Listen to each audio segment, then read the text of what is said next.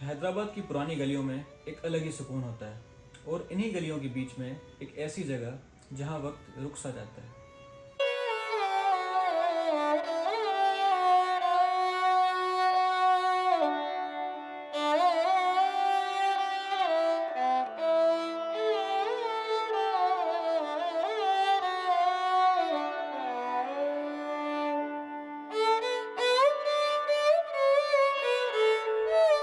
पाकिस्तान बनने से पहले ये गुरुद्वारा यहीं था।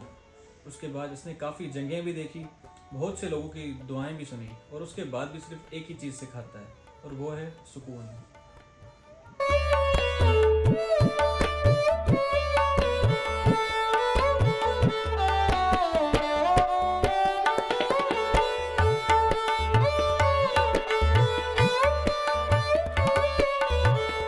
तो आज का दिन है श्री गुरु तेग बहादुर साहब जिनकी शहीदी का दिन, तो इसलिए मैंने कहा चलो ब्लॉग स्टार्ट कर लेते हैं।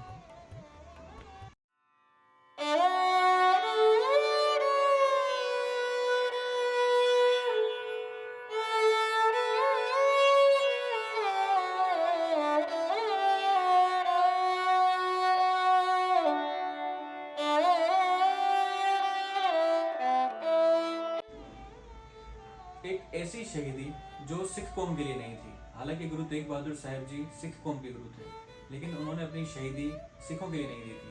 उन्होंने अपनी शहीदी सिर्फ इसलिए दी थी कि हिंदू भाइयों का मजहब बच सके, और ये बात हिंदुओं को पता ही नहीं है।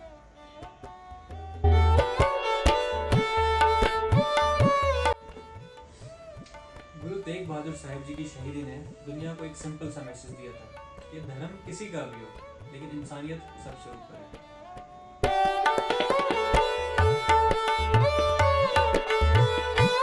आजकल भी सुकून बड़ा महंगा हो गया है, मिलता ही नहीं है। हर किसी के दिमाग में अपना ही शोर है, लेकिन यकीन करें कि इस गुरुद्वारे में जाते ही ऐसा लगता है कि माइंड का जो शोर है ना वो आराम आराम से स्लो होता जा रहा है और वहाँ बैठे बैठे बिल्कुल खामोशी, इतना सुकून।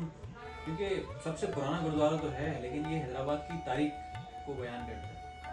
ये इस शहर का सबसे पुराना गुरुद्वारा सिर्फ तारीख को बयान नहीं करता, ये भी बताता है कि अमन, कुर्बानी और इज्जत सबका ये कल्चर है। गुरु साहब की शहीदी ने हमें एक ही बात सिखाई है कि मजहब से पहले इंसान बनो।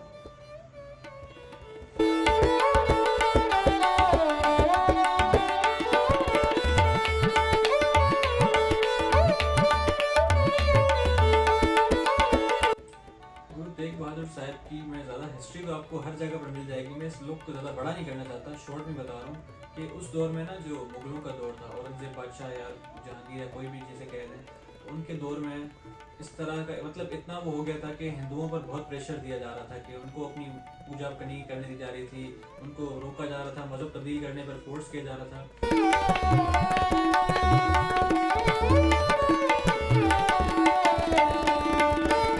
तब जो बहुत से कश्मीरी पंडित कह रहे और पता नहीं कहाँ कहाँ के जो पंडित सारे मिलकर, उनके पास कोई ऐसा सॉलिड वो आदमी नहीं था जो उनकी मदद कर सके। तो उस टाइम सिर्फ गुरु तेग बहादुर साहब थे। वो उनके पास गए और उन्हें कहा कि हमें प्रेशराइज किया जा रहा है, हमें पूजा नहीं करने दे रहे।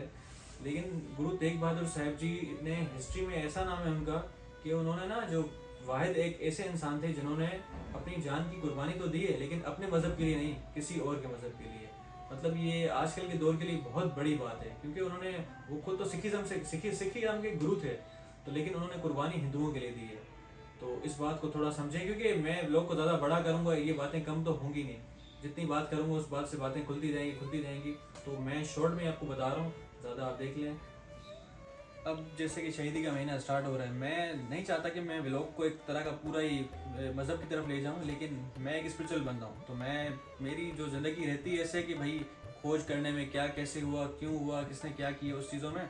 तो जो शहीदी के महीने में मैं व्लॉग्स बनाऊंगा वो इसी तरह के होंगे कि कौन से गुरु ने क्यों शहीदी दी। क्योंकि गुरु गोबिंद सिंह जी, उन्होंने अपनी पूरी फैमिली की, अपने बच्चों की, सारों ने जो शहादत दी है वो मज़हब को बचाने के लिए दी है। तो मैं शॉर्ट में ही छोटे छोटे क्लिप्स, लेकिन सिनेमेटिक वे में कि गुरुद्वारे के पार्ट्स हैं ये वो। और मेरा तो सीन ही है कि मैं लाहौर में इस दफ़ा का जो है ना शहीदी का महीना करूँ, क्योंकि वहाँ पर कथा ज़्यादा होती है, यहाँ पर कीर्तन होते हैं। तो कथा में पता चलता है कि हुआ क्या था, मतलब मेन हिस्ट्री क्या थी। अगर आपको जो गुरु गोबिंद सिंह जी की फैमिली की हिस्ट्री अगर मालूम करनी है या जाननी है ना, तो एक मूवी आती है चार साहिबजादे, और 4 साहिबजादे 2 आप वो देखिएगा तो आपको क्लियर हो जाएगा। दादा मैं जितना मुझसे हो सका ना तो मैं अपने हिसाब से क्लियर करता रहूँगा।